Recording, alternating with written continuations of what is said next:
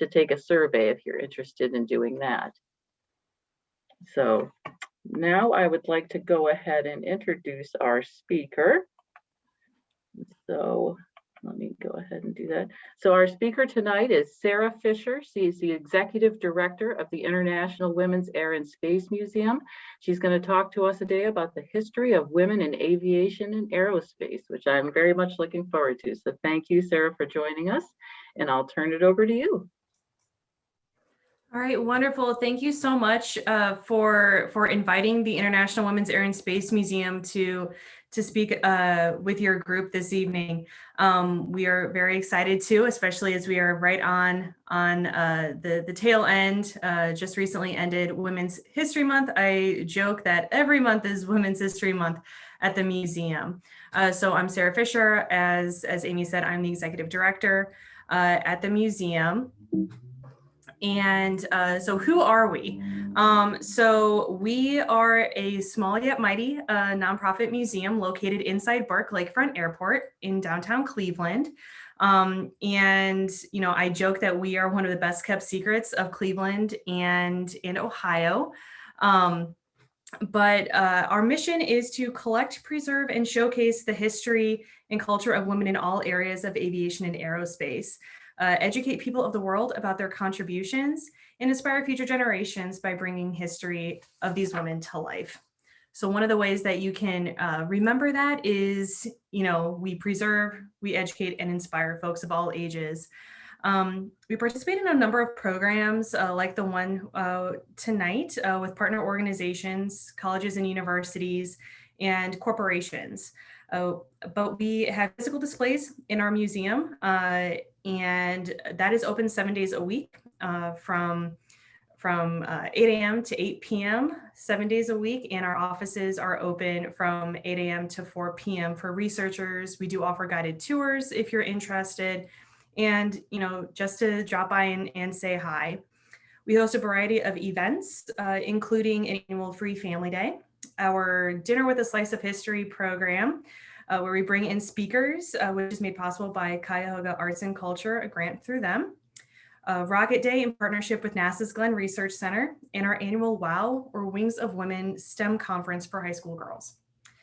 Recently, we've also been adding more virtual content and programs for all to enjoy, which really enables us to bring history directly to you, our communities. So we're really excited about that. But you can see here, this is one of the pictures of one of our exhibits on Catherine Wright, which I'll talk about in just a few moments. But we also have exhibits on Amelia Earhart, Bessie Coleman, the Mercury 13. One of our exhibits is celebrating 20 years of continuous habitation on the International Space Station, and the women who briefly called it home, the Women Air Force Service Pilots, or the WASP, and more. So we really encourage all of you to stop by if you have a chance to get out and about. We do also have a jam-packed April with many virtual programs coming up. The next one is actually on Wednesday, where we are going to get a glimpse into the collections we have at the International Women's Air and Space Museum. This is part of our collaboration partnership with California Aeronautical University, and we're looking at the Mercury 13. So that starts at 3 p.m. Eastern, 12 p.m. noon Pacific.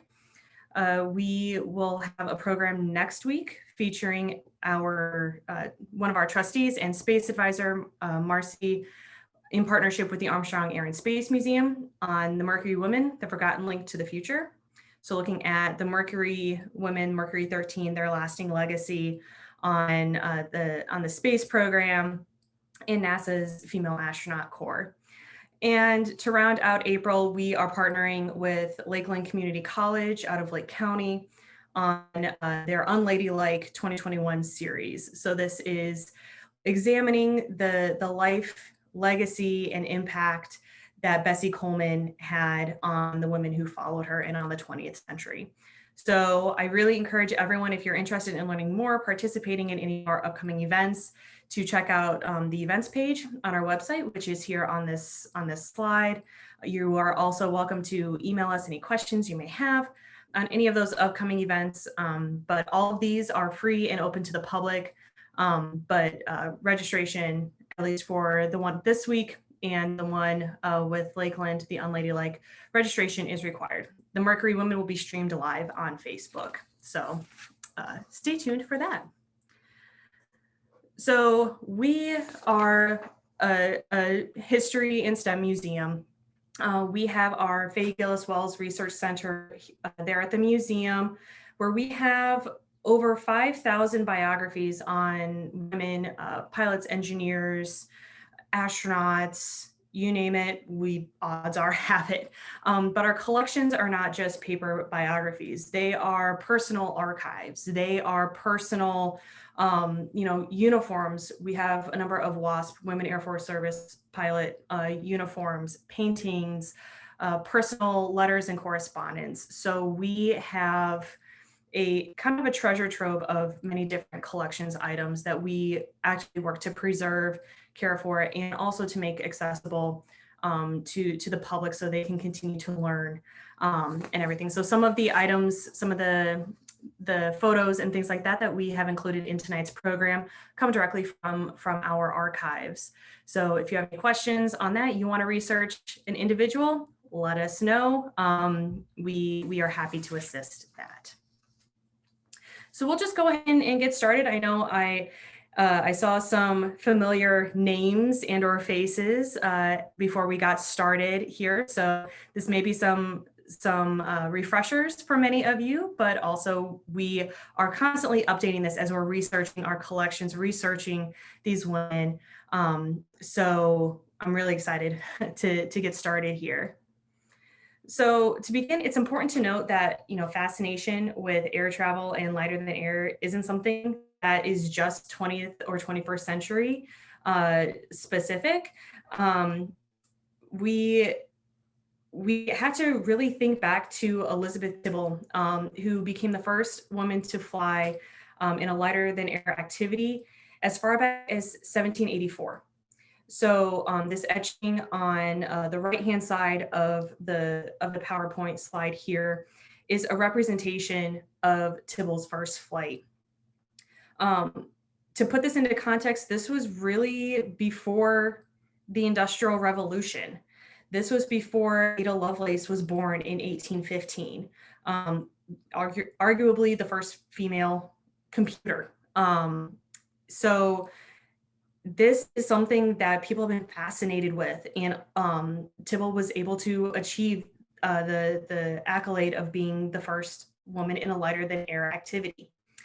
Fast forward, 15 or so years, when Jean Labrosse was the first woman to solo a balloon. During the American Civil War in 1861 to 1865, the Union Army utilized balloon, so think like hot air balloons, for aerial reconnaissance through the use of the balloon corps. So this corps was used to spy on the Confederate Army during the Peninsular Campaign, Island Number 10, the Savannah Campaign, as well as the Battle of Chancellorsville. In 1880, Mary Myers became the first American woman to solo a balloon.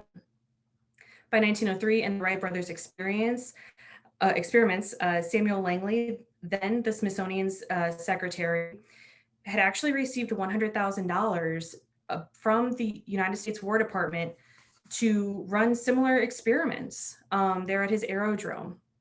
So really the history of aviation and the progress that we saw during the 20th century really began in the very early decades, and in particular during World War I, from 1914 to 1917, 1918. At that time, European nations had invested government monies to develop and build on the research and the innovation of the Wright brothers and others of the Wright's time to improve aircraft as part of the war effort. So yet another reason, another feather in the cap of why World War I is really the first modern war that we saw, because of all the innovation that came out of it. So really, all right, Sarah, this is supposed to be a history of women in aviation and aerospace. Why do we care? Many of the early female pioneers in aviation and aerospace were inspired and fascinated by the advances in technology and the early pilots, especially those during World War One, that they were able to witness and engage with. So, like I said, at the same time that Orville and Wilbur Wright, aka the Wright brothers, were working, in their bicycle shop in Dayton. Other innovators were experimenting as well with air travel. One notable, like I said, was Samuel Langley, but he ultimately was not successful in his experiments. So that's why we know the Wright brothers, lesser so Samuel Langley. But we can't really get underway with tonight's program without making mention of Catherine Wright. She is arguably the unsung character of Orv and Will's success. She was the only sister of the brothers, educated at Oberlin College, so here in Northeast Ohio, over in Lorain County. She was a suffragist. She was a publicist for her brothers, and even helped operate the bicycle shop with the other brother, Lauren, while Orv and Wilbur were in Kitty Hawk. She was born in Dayton, Ohio in 1874, and at the age of 14, her mother died. She, like I said, she graduated from Oberlin College, majoring in Latin and Greek. She became a teacher at Steele High School in Dayton. And she actually experienced her first flight. So she herself did not fly, but her brother Wilbur took her up in 1909 in Pau, France. Wilbur died of typhoid in 1912, and Orv became involved in patent suits and relied heavily on Catherine for support during that time. So she was heavily involved in her community. She served as president of the Young Women's League for 2 years and was also a member of the Dayton Women's Club.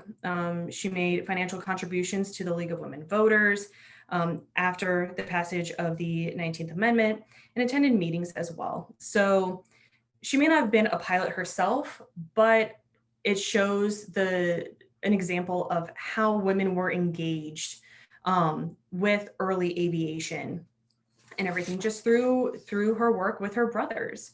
And she is an honorary member of the National Aeronautic Association. So moving, down the decades, if you will, we come to Harriet Quimby. So Quimby was the first American woman to earn her pilot's license and the first woman to fly solo across the English Channel. On August 1st, 1911, Quimby received her Fédération Aéronautique Internationale certificate and immediately joined an exhibition team.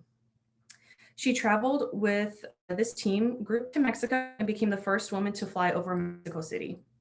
Quimby purchased a Balois 50 monoplane in France in March 1912 and began preparations for an English Channel flight. Her advisor was actually unsure of a woman's ability to make such a flight, offered to disguise himself as Quimby and make the flight for her.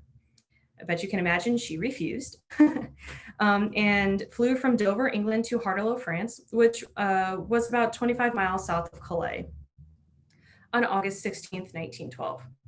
On July 1st of that same year, at the Harvard-Boston Aviation Meet, Quimby was flying in her Balois with William Willard. In the air, suddenly the aircraft pitched forward and Willard was flown from his seat. The aircraft flipped over, tossing Harriet out too. Both of them fell to their deaths in Dorchester Harbor, but ironically, the aircraft glided to a landing with little damage. So one of the things that we talk about during our tours at the museum is you're going to start to sense a pattern with many of the early aviators and aviatrix, that there were a lot of plane crashes and a lot of unfortunate endings. And that was very much part of the name of the game, if you will, during the early decades of aviation, because this was still experimental. People were still figuring out you know, how to make these safe, make these mechanisms go fast, make them more efficient, but also making them more safe. So on June 15th, 1921, Bessie Coleman received the first pilot's license issued to an African American female from the Fédération Aéronautique Internationale. So this is the same academy that Harriet Quimby received her pilot's license. And you may ask, well, okay, that sounds French. Why didn't they just get it here in the United States? The United States at the time was not investing as much money as their European counterparts into developing these new aircraft.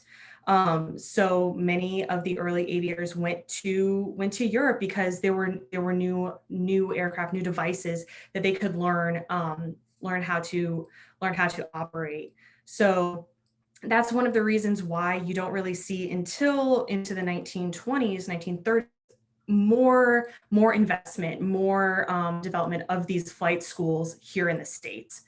But Bessie Coleman was a little different. So she had two strikes against her here in the United States.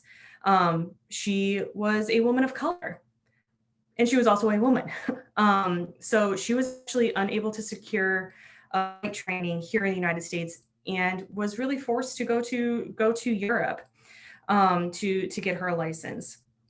She learned French in a Chicago language school, and with the backing of Robert Abbott, the editor of the Chicago Defender, got her flight instruction and license in France, where at the time, yes, there was more investment in this training, more advanced aircraft. At the time, there were over like 1,400 aircraft and commercial training aircraft, and the US had like 24 of that 1,400. So she really got a better bang for her buck in Europe at the time. She participated in her first U.S. National Air Show aerobatics at Glenn Curtis's Airfield on Long Island in 1922.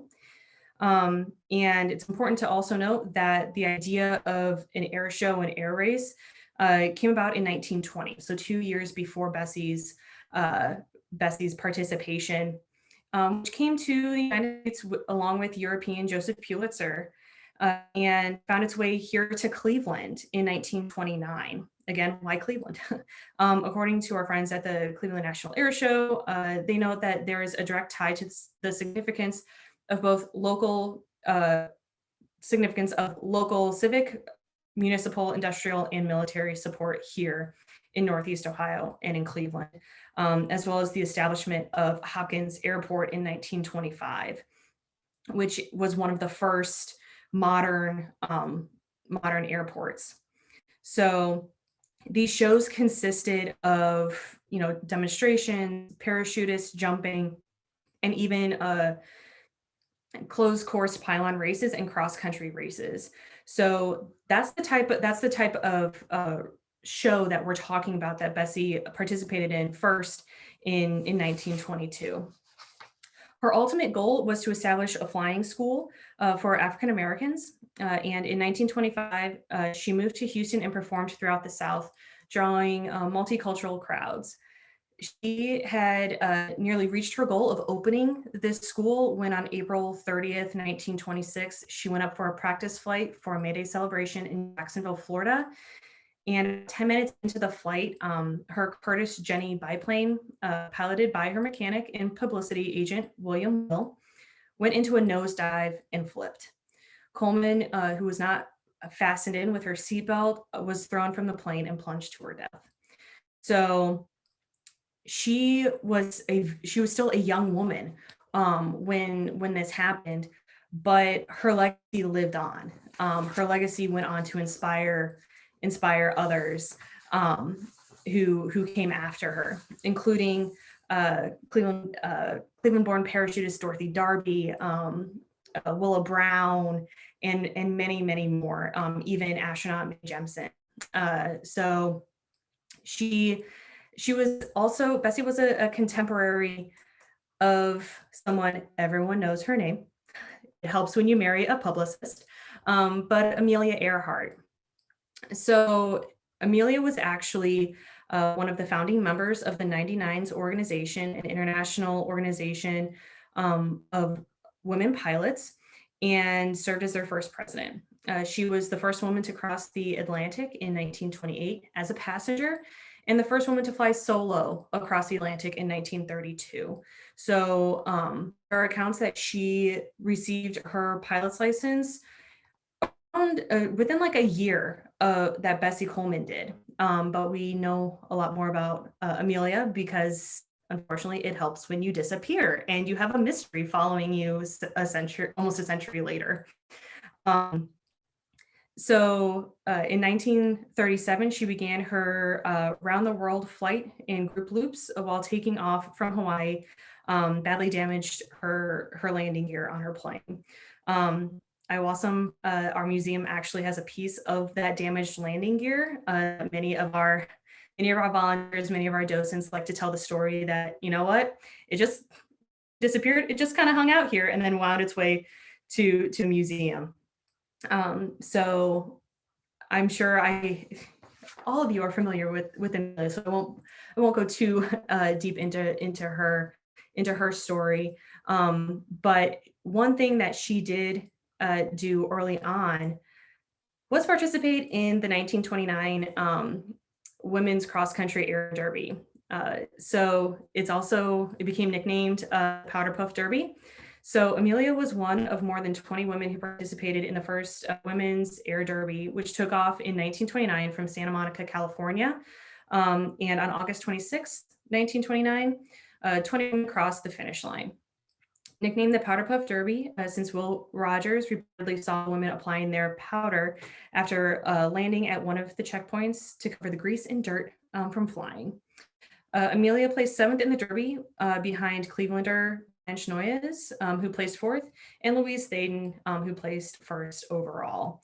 So this is something that, it's all of the women who participated in this first cross-country women's air derby. I highly recommend if you want to check out your local library. We have some books for sale in the museum gift shop, but Fly Girls by Keith O'Brien tells the story of these women, one of the many accounts of the women who participated in this first Powder Puff Derby. So I highly recommend those books. But Blanche Noyes, who I mentioned placed 4th in the 1929 Powder Puff Derby, actually, like the month before the Derby, earned her pilot's license. So she's from Cleveland. She was one of Ohio's first licensed pilots. She was also a stage actress. But immediately before entering the Powder Puff Derby, she first soloed her plane in February 1929, and only in July 1929 had she become Cleveland's first female licensed pilot. So she immediately turned around and was like, you know what, I'm going to participate in this derby, this cross-country race to the finish. So she went on to become a demonstrations pilot for Standard Oil in 1931 and continued flying with other corporations until 1935. She joined the Air Marking Group of the Bureau of Air Commerce in 1936 and later became a member of the Women's Advisory Committee on Aeronautics. She even joined Louise Thaden, who won that 1929 Powder Puff Derby, as co-pilot in the 1936 Bendix Trophy race. So talked quite a bit about the American women, but one of my personal interests in researching these women is those of the early Soviet Union and those of the international ranks. So before we kind of get into the late 30s into the 40s and World War II, I want to really highlight Marina Shkova. So it's important to note, like I said, that both European countries and Russian Tsar, then the Soviet Union, after the revolution of 1917, put a lot of emphasis in terms of their financial power behind developments in aviation. In 1917, actually, one of the most dramatic precedents for Soviet women to combat was set by the, quote, Women's Battalion of Death, commanded by Maria Bakareva. Arguably, this battalion of over 300 women's purpose was to put men to shame in the army for their successes. One of the women inspired by Bakareva was Marina Ryzhkova. She was a famous navigator and pilot in the 1930s Soviet Union, and subsequently became commander of the first women's military aviation group. In 1934, she began teaching air navigation at the Zhukovsky Air Academy, where she became the first female instructor at the academy at age 22. In 1935, she completed the first women's cross-country flight in sports planes, flying from Leningrad to Moscow. With Ryzhkova in 1939, Soviet women flyers had captured more aviation records than women in any other country. That same year, she along with two others, got the blessing of Joseph Stalin or Isaf Lukashvili, if you're a Soviet historian, and began what would become a fabled journey for an all-female crew to fly from Moscow to Kozmolk. Sorry, I had to really think about how to pronounce that. It's been a while since I actually took Russian. In the Far East, covering more than 6,500 kilometers. They ultimately ran out of fuel part way, though, which would lead to a massive search.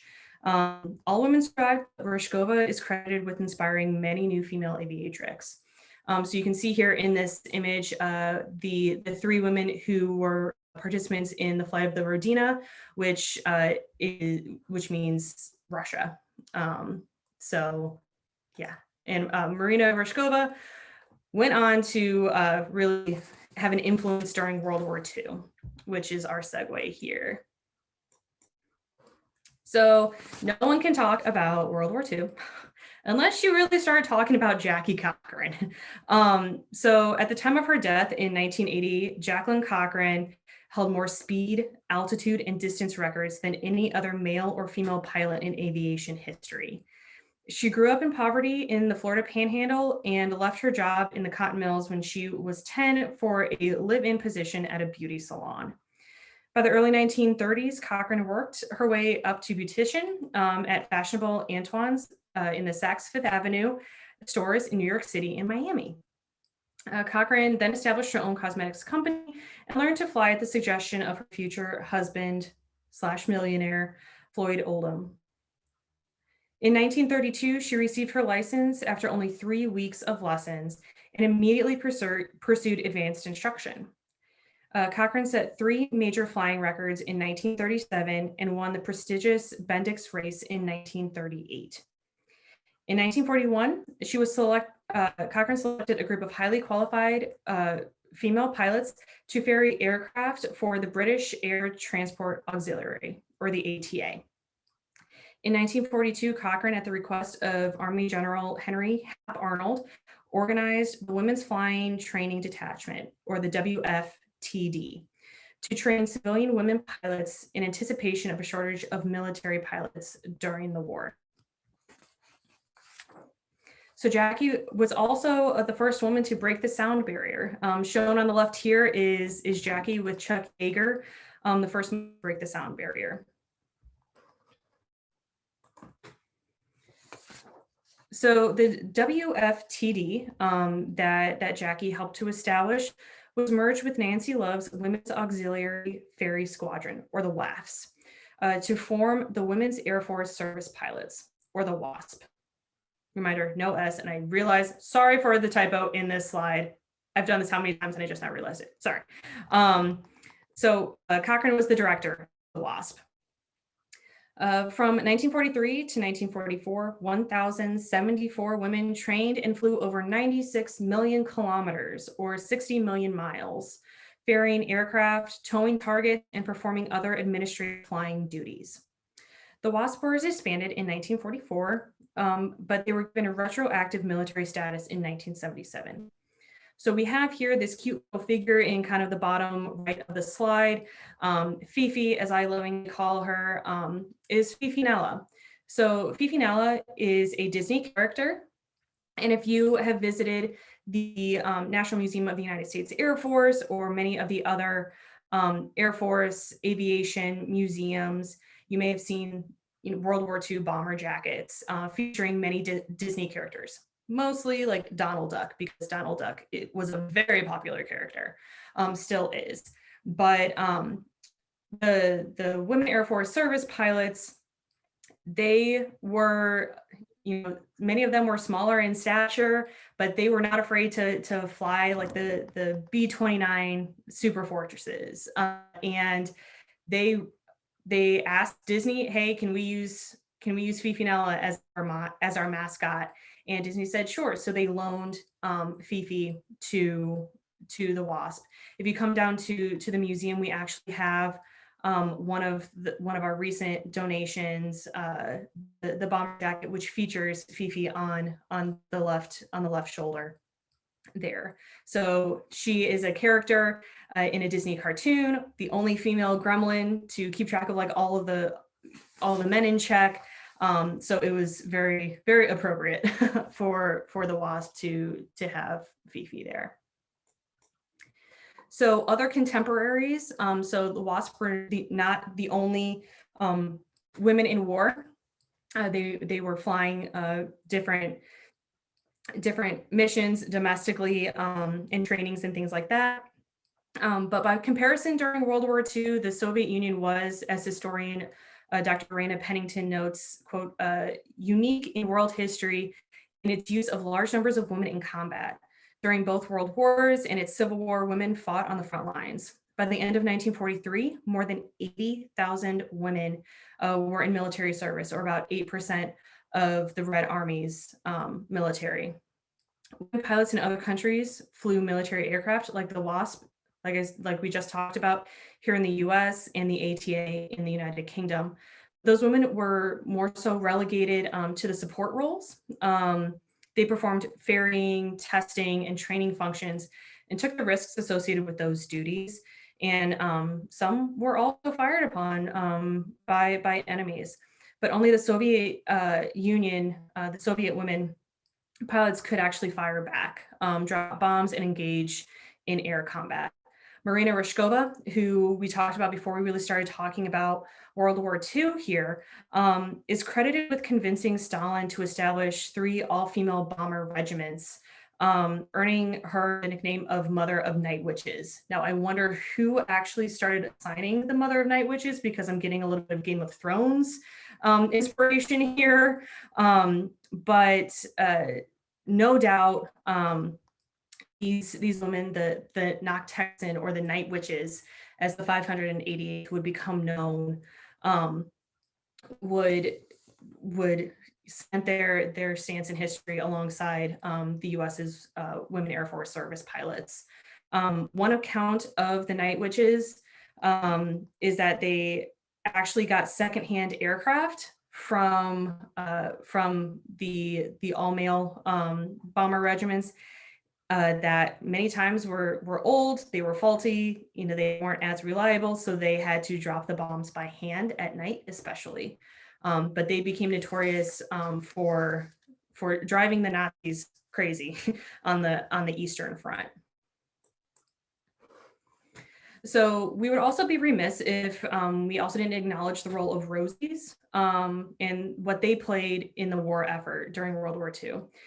Here in Cleveland, actually, and others, were home to many bomber factories. During World War II, the Cleveland Bomber Factory was built in 1942, but was known throughout most of its history as the Cleveland Tank Plant. Owned by the War Department during World War II, the facility was opened by General Motors as the Fisher Body Aircraft Plant #2, and made those B-29 bombers. In its heyday, the plant actually employed 15,000 workers. March 21st, if anyone is interested, has been established National Rosie the Riveter Day. So, Rosies, they were active at the consolidated aircraft factories in San Francisco and elsewhere, building the aircraft. So it's not just pilots that we talk about at the museum. It's also the mechanics, the manufacturers, the women, oh crap, I'm sorry. I'm forgetting what the actual like acronym is. I live in alphabet soup, as many of our board members can attest. I just start throwing out these acronyms. But women were in various roles throughout World War II and beyond.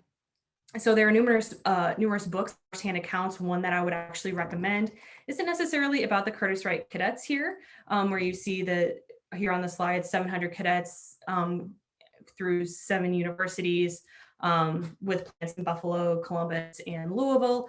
But there's one account that you might be interested in if you have it there in your local library, is Slacks and Calluses, which tells the firsthand stories of two teachers who took their summer break to work at the Boeing consolidated plant in San Francisco. So really understanding their stories and their contributions to how aviation itself changed and would then lead into what would become the Cold War and the space race, which we'll get to very soon. I promise, for those of you who are interested in space, we're getting there. A couple more slides. So before we really get into the women in space, we do want to highlight yet another Northeast Ohio woman here, Margaret Hurlburt. So she's from Painesville, so up in Lake County. She was born December 30th, 1914. And in 1932, Margaret graduated from Harvey High School and graduated from Bowling Green State University with a bachelor's in science in 1936. After graduating, Margaret became an English teacher, actually. In 1941, she began taking flying lessons at Willoughby Airport. And in 1942, she earned her private pilot's license. The next year, in 1943, she joined the WASP and towed targets for B-24 gunners. After the WASP were deactivated, she received her instructor rating and taught flying. So obviously, she had a passion for flying. In 1946, she participated in the Cleveland National Air Races and won the Halley Trophy race. The same year, she broke the women's speed record originally set by Jackie Cochran in 1937. She was active in numerous aviation organizations, including the Professional Race Pilots Association. In 1947, she joined the aerial circus group, the Flying Tigers, to earn money for a midget racing project. Her first appearance with the troupe was on July 4th, 1947 in Decorah, Iowa. At the beginning of her performance, her plane crashed in a cornfield, killing her instantly. She was only 32 years old when she died. But her accomplishments in just those 32 short years really signified her lasting impact. And her passion for continuing on with flight after the war and after everything else that she went through. So we have an entire exhibit dedicated to her at the museum as well. So, women in space. Where do we begin? Well, I saw that Sunny, I believe, has the background of Valentina Tereshkova. Before Valentina, we have the Mercury 13. So in her opening statement at the Special House Subcommittee looking into the practicability of the training and use of women as astronauts on July 17th, 1962, Jerry Cobb, here on the left, articulated the following. Almost 3 years ago, Dr. Randolph Lovelace II and Air Force Brigadier General Donald Flickinger asked her to be the first woman to undergo the Mercury astronaut tests at the Lovelace Foundation in Albuquerque, New Mexico. Subsequently, when her pilot and physical qualifications were checked out, she passed the tests. As a result, it was decided to test a whole group of women pilots. She said, "Honorable representatives of the Congress, you're used to dealing in terms of millions and billions of dollars, especially as they pertain to space expenditures. I hope you will be pleasantly surprised to learn that no taxpayer money was spent to ascertain that at least 13 women pilots in the United States can pass the Mercury astronaut selection tests, and prove by so doing that they are worth the consideration for further training as space crew members. Famed pilot Jacqueline Cochran paid the expenses for many of the women who underwent the tests at the Lovelace Foundation. 25 women went through those tests, and from them, 12 passed to form the group of which we speak. So they became known as the Mercury 13. Congress ultimately said that the women weren't to be a part of the space program because one argument at the time was that they were only recruiting military test pilots. Women were not allowed to become military test pilots at the time. 2021 marks the 60th anniversary of the start of the Mercury 13 testing. So that's why, two of the programs we have coming up, one this week on Wednesday and one next week on Tuesday, the 13th, with Armstrong Air and Space Museum, are highlighting the stories and the impact, the lasting legacy of the Mercury 13 on the space program. So who were some of the Mercury 13?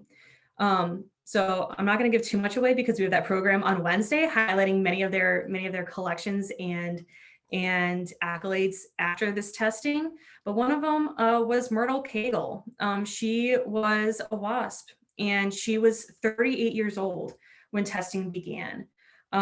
She had over 4,300 flight hours in 1961 when the Mercury 13 program began. She learned to fly at the young age of 12 and earned her pilot license at 19. I feel very unaccomplished compared to many of the women that we've talked about today, but especially those of the Mercury who were part of the Mercury 13 program. Here, it might be a little difficult to see. This is one of the items that we may show on Wednesday, but this is actually a parachute dress. It's a parachute wedding dress. It was fashioned from a parachute, but her fiance that she made this for that wedding actually died. So she never wore this dress, but she did later marry. So it is part of our collection that we have at the museum, as well as many of the Mercury 13 women's trophies, personal correspondence, and everything. So I'm going to put a shameless pitch to tune in later this week for that program. So Valentina Tereshkova, with the Mercury 13 project not making headway in the United States, the space race was well underway between the United States and the Soviet Union. So geopolitics definitely played a role during the early 1960s. And in 1963, Tereshkova became the first woman in space. She was a parachutist and applied to be part of the program as a textile worker. However, she was selected to be the first woman cosmonaut because of her aptitude for parachuting. So I know Marcy, who is going to be giving our program next week, is our space expert, so she will definitely correct if I get any of this wrong. But Tereshkova, she was chosen because of her aptitude with parachuting because of the Vostok capsules. The Soviet space capsules would, during re-entry, eject the cosmonauts as descending to Earth, and they had to parachute the rest of the way. So seen here, actually on the left, is Tereshkova chowing down on some food from a tube, the common method of food consumption during early space travel. So if you come to the museum, another shameless plug, we do have some display, an interactive exhibit about living and working in space on the ISS, including some look at some of the food, the food there that astronauts eat. So it wasn't just parachutists like Tereshkova. It wasn't just pilots like the women who were part of the Mercury 13 testing. There were also scientists, and one of them is Anna Easley. So in 1955, excuse me, when fellow Ohioan Neil Armstrong began his NASA career as a test pilot at Lewis Field, which would become known as NASA's Glenn Research Center at Lewis Field. She played numerous roles. Annie played numerous roles over her more than 30 years with NASA. In 1955, she worked out calculations for researchers by hand and relied on tables and large computer machines. All of this is at the same time, like I said, that Armstrong was beginning his famed career with NASA. Well, at NASA, Glenn easily began as a human computer, specializing in mathematical computations. As computing machines became prevalent, she became a math technician and programmer. She was best known for the software she contributed to Centaur upper stage rockets, which launched space probes to Mars and the outer solar system, and helped lay the foundation for launching NASA's shuttle program. He also studied energy applications, including battery, solar, and wind, and gave back to our community in many meaningful ways.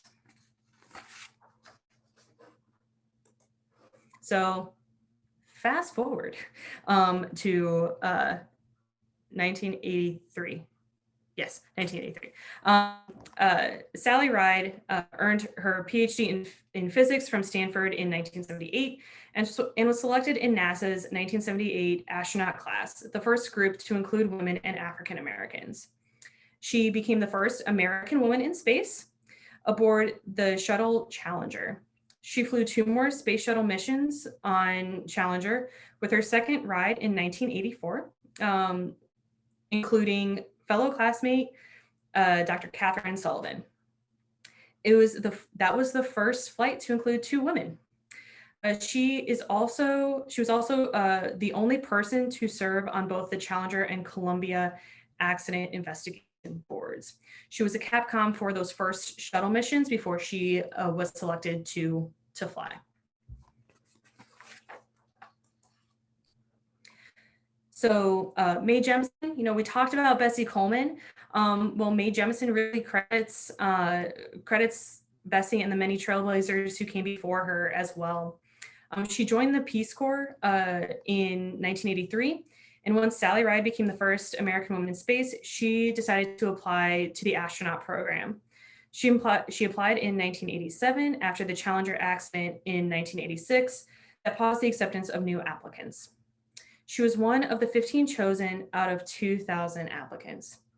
In 1992, she went to space on the shuttle Endeavour, making her the first African-American woman in space.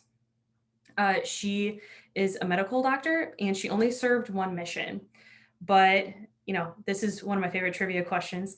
That is now everyone in the office's favorite trivia question. Who is the first real life astronaut to make an appearance on Star Trek? Hint, it's the woman on this slide, Mae Jemison. She became the first woman, the first real life astronaut to appear on an episode of Star Trek Next Generation. So any Trekkies out there, kudos if you can find the episode that she's on. So Eileen Collins was the first female pilot of a space shuttle, as well as the first woman commander of a space shuttle. She flew on 4 shuttle missions, and as the first pilot, she actually invited the Mercury 13 to attend her launch. So again, remember that we talked about just a few moments ago that one of the reasons why NASA, that NASA gave for not sanctioning and not admitting women to be part of the program during those congressional hearings was that at the time they were only recruiting military test pilots. So Collins was in the group of first women test pilots in the Air Force. So she invited the Mercury 13 women, all of them pilots, to attend her launch. So she was also part of the first return flight mission after the Columbia accident. And Sunny Williams here. She was born in Euclid, but grew up in Boston. She ran the Boston Marathon from space with her sister running on the ground. I don't like running personally, let alone in zero gravity. So that is, I'm sure, is loads of fun and a great workout. But she is actually going to be going back to space in 2022 on the new Boeing Starliner from Florida as part of the commercial space program. So we can certainly go on and on about the many, many women who have had contributions to impacts on our paving the way for those who are coming after them, including the remarkable women who are behind, the Mars Perseverance and Ingenuity, and everything that's happening right now. Wonderful things happening on Mars, and with science, and just the renewed enthusiasm. But you'd probably be here until midnight, and we would still just be scraping the tip of that iceberg. So I really do recommend, if you have other questions, if you have other thoughts, email us at info@iwasm.org. Like I said, our exhibits are open 7 days a week. We are in a public building, so you can stop by on the weekends. You can stop by during the week, Monday through Friday, and chat with myself, chat with our collections manager, and also check out our events page. We have, like I said, a lot coming up. We're building out. I was telling Amy and Heidi earlier that we're building out new programs as well that do some deeper dives into the intricate histories, looking at the history, the impact of women through virtual exhibits. We're going to be launching our first virtual exhibit later this year. We are building out virtual programs, looking at our exhibits and how to make them more interactive and highlight lesser known women. So, thank you so much for allowing us to be with you this evening and for tuning in. I did see some questions pop up in the chat. So we do have some time here that we can go ahead and talk about some of those questions. So let me pull this up here. Sorry, I'm just like reading through here.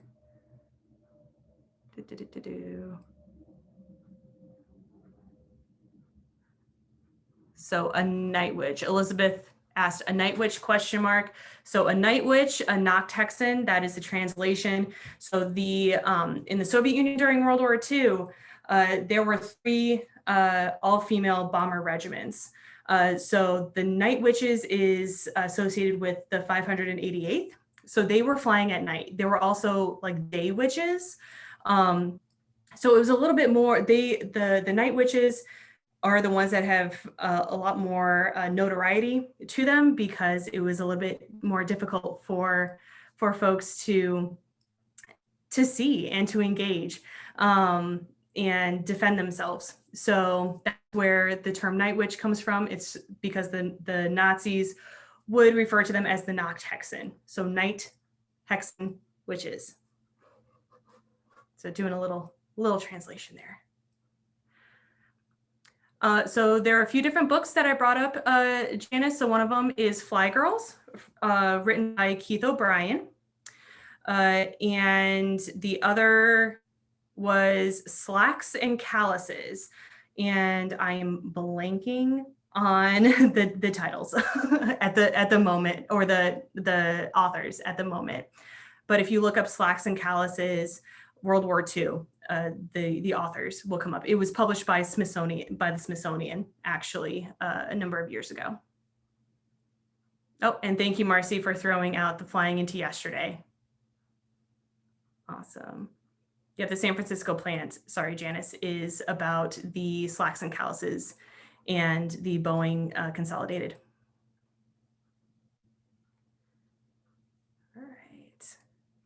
All right. Does anyone have any other questions that we didn't get to? I realize, it's a lot to throw in during the 20th century for the history, for everything like that. So if anyone has any other questions, I'm happy to answer them. I will say, so Amy put in our Google form. So it's just our program survey.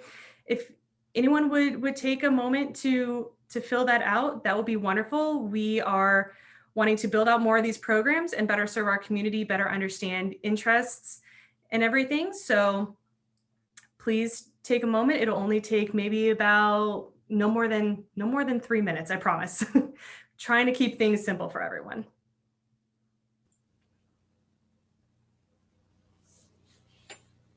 Oh, and my goodness, thank you, Deborah, for tuning in from the UK. So this is wonderful. I'm so glad you were able to join us. Go get some rest.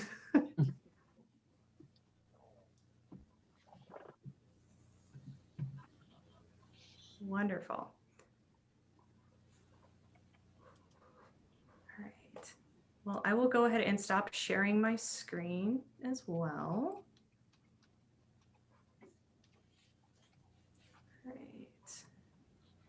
Amy, would you mind sharing the Google form again, since we had some comments come in between when you sent that? Oh, certainly, yes. I'll go ahead and put that in there again. Thank you so much. I appreciate it.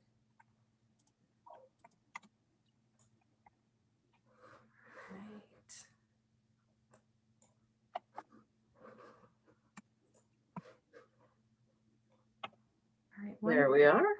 Excellent. Thank you so much. Okay. Well, thank you very much, Sarah, for joining us tonight. That was a wonderful presentation, very informative. It's very I enjoyed it very much. All right.